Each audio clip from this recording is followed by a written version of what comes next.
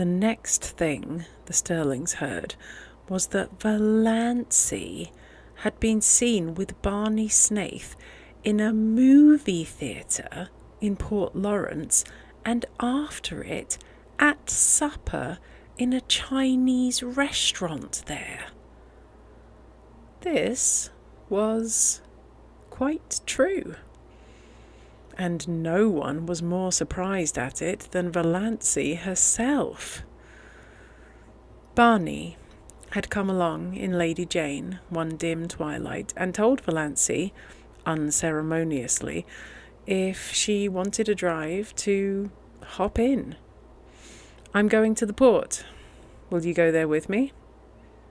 His eyes were teasing, and there was a bit of defiance in his voice. Valancy, who did not conceal from herself that she would have gone anywhere with him, to any place, hopped in without more ado. They tore into and through Deerwood.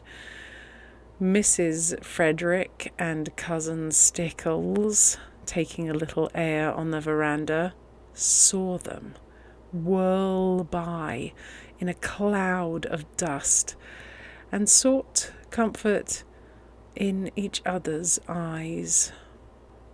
Valancy, who in some dim pre-existence had been afraid of a car, was hatless, and her hair was blowing wildly round her face. She would certainly come down with bronchitis and die at Roaring Abel's.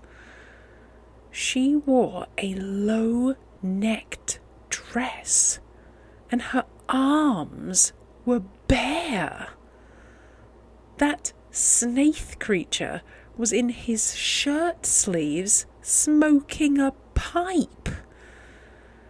They were going at the rate of 40 miles an hour, 60, cousin Stickles averred.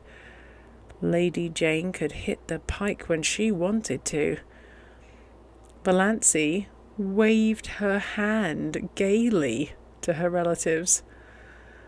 As for Mrs. Frederick, she was wishing she knew how to go into hysterics. "Was it for this?" she demanded in hollow tones, "that I suffered the pangs of motherhood?" "I will not believe," said cousin Stickles solemnly, "that our prayers will not yet be answered." Who will protect that unfortunate girl when I am gone?" moaned Mrs. Frederick.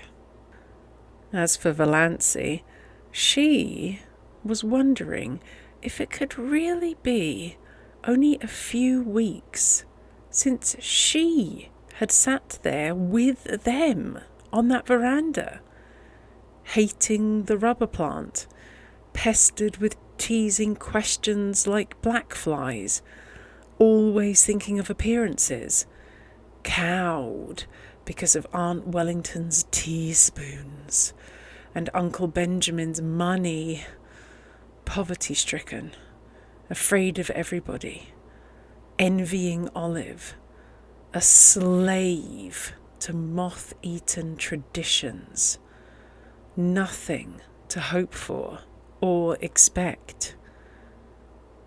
And now, every day was a gay adventure.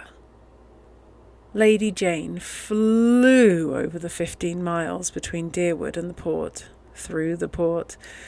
The way Barney went past traffic policemen was not holy. The lights were beginning to twinkle out like stars in the clear, lemon-hued twilight air.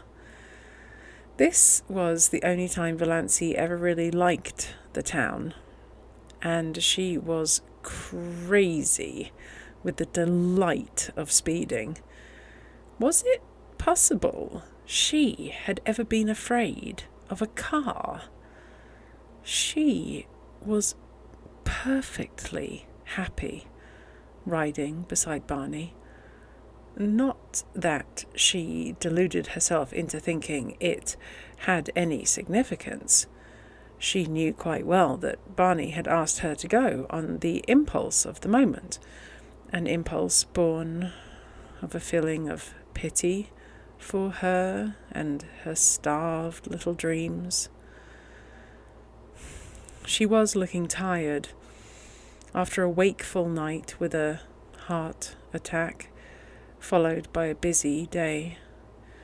She had so little fun. He'd give her an outing for once. Besides, Abel was in the kitchen at the point of drunkenness where he was declaring he did not believe in God and beginning to sing ribald songs. It was just as well she should be out the way for a while. Barney knew Roaring Abel's repertoire. They went to the movie. Valancy had never been to a movie. And then, finding a nice hunger upon them, they went and had fried chicken. Unbelievably delicious in the Chinese restaurant. After which, they rattled home again, leaving a devastating trail of scandal behind them. Mrs. Frederick gave up going to church altogether. She could not endure her friends' pitying glances and questions. But Cousin Stickles went every Sunday. She said they had been given a cross to bear.